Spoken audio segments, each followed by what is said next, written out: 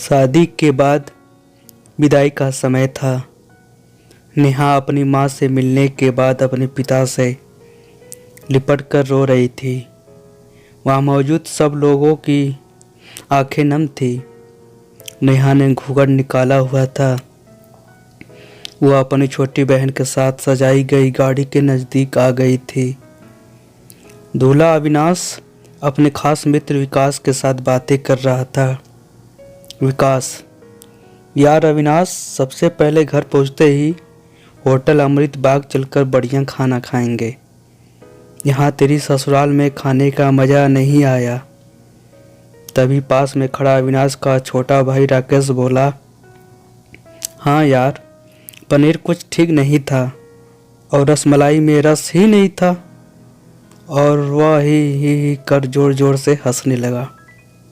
अविनाश भी पीछे नहीं रहा। अरे हम लोग अमृत बाग चलेंगे, जो खाना है खा लेना। मुझे भी यहाँ खाने में मज़ा नहीं आया।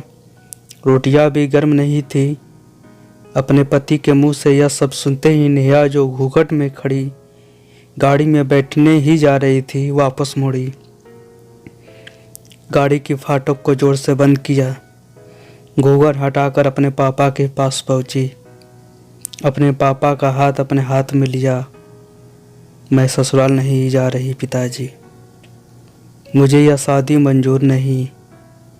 यह शब्द उसने इतनी जोर से कहे कि सब लोग हक्के बक्के रह गए। सब नज़दीक आ गए। नेहा के ससुराल वालों पर तो जैसे पहाड़ टूट पड़ा। मामला क्या था, यह किसी की समझ में नहीं आ रहा था। तभी नेहा के ससुर राधे श्याम जी ने आगे बढ़कर नेहा से पूछा, लेकिन बात क्या है बहू? शादी तो हो गई, विदाई का समय है, अचानक क्या हुआ कि तुम शादी को नामंजूर कर रही हो? अविनाश की मानो दुल्हनिया लूटने जा रही थी। वह भी नेहा के पास आ गया। अविनाश के दोस्त भी सब लोग जानना चाहते थे कि आखिर ऐन वक्त पर क्या हुआ कि दुल्हन ससुराल जाने से मना कर रही है। नेहा ने अपने पिता दयाशंकर जी का हाथ पकड़ कर रखा था। नेहा ने अपने ससुर जी से कहा, बाबूजी, मेरे माता पिता ने अपने सपनों को मारकर हम बहनों को पढ़ाया लिखाया, वो काबिल बनाया है। आप जानते हैं एक बाप के लिए बेटी क्या मायने रखती है। आप आपका बेटा नहीं जान सकते क्योंकि आपके कोई बेटी नहीं है। नेहा रोती हुई बोली जा रही थी, आप जानते हैं मेरी शादी के लिए वह शादी में बारातियों की आवभगत में कोई कमी न रह जाए, इसलिए मेरे पिताजी पिछले 1 साल से रात को 2-3 बजे जाकर मेरी माँ के साथ योजना बनाते थे। खाने में क्या बनेगा, रसोईया कौन होगा। पिछले 1 साल में मेरी माँ ने नई साड़ी नहीं खरीदी क्योंकि मेरी शादी में कमी न रह जाए। दुनिया को दिखाने के लिए अपनी बहन की साड़ी पहनकर मेरी माँ खड़ी है। मेरे पिताजी इस 150 रुपये की नई शर्ट के पीछे बनियान में 100 छेद हैं। मेरे माता पिता ने कितने सपनों को मारा होगा। ना अच्छा खाया ना अच्छा पिया, बस एक ही ख्वाहिश थी कि मेरी शादी में कोई कमी न रह जाए। आपके पुत्र को रोटी ठंडी लगी, उनके दोस्तों को पनीर में गड़बड़ी लगी और मेरे देवर को रसमलाई में रस नहीं मिला। इनका खिलखिलाकर हंसना मेरे पिता के अभिमान को ठेस पहुंचाने के समान है। नेहा हाफ रही थी। नेहा के पिता ने रोते हुए कहा, लेकिन बेटी इतनी सी छोटी बात है। नेहा ने उनकी बात बीच में काटी, यह छोटी बात नहीं है पिताजी। मेरे पति को मेरे पिता की इज्जत नहीं। रोटी क्या आपने बनाई, रसमलाई पनीर, यह सब केंटर्स का हाथ है। आपने दिल खोलकर वह हैसियत से बढ़कर खर्चा किया है। कुछ कमी रही तो वह केटर्स की तरफ से। आप तो अपने दिल का टुकड़ा अपनी गुड़िया रानी को विदा कर रहे हैं। आप कितनी रात रोएंगे मुझे क्या पता। माँ कभी मेरे घर के बाहर नहीं निकली। कल से वो बाजार अकेली जाएगी।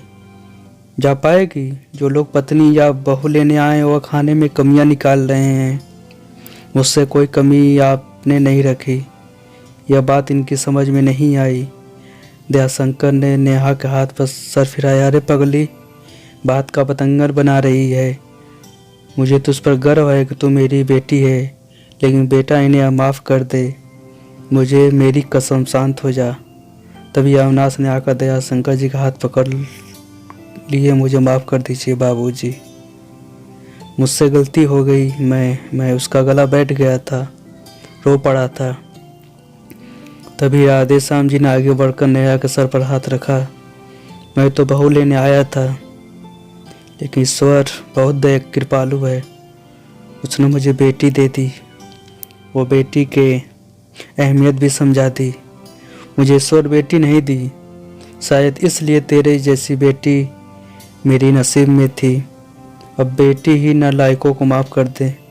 मैं हाथ जोड़ता हूँ तेरे सामने, मेरी बेटी नेहा मुझे लौटा दे।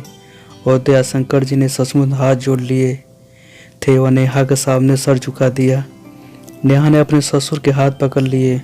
बाबूजी, राधेश्याम जी ने कहा। बाबूजी नहीं, पिताजी। नेहा भी भावुक होकर राधेश्याम से लिपट गई थी। दयाशंकर जी ऐसे बेटी पाकर गौरव अनुभूति कर रहे थे।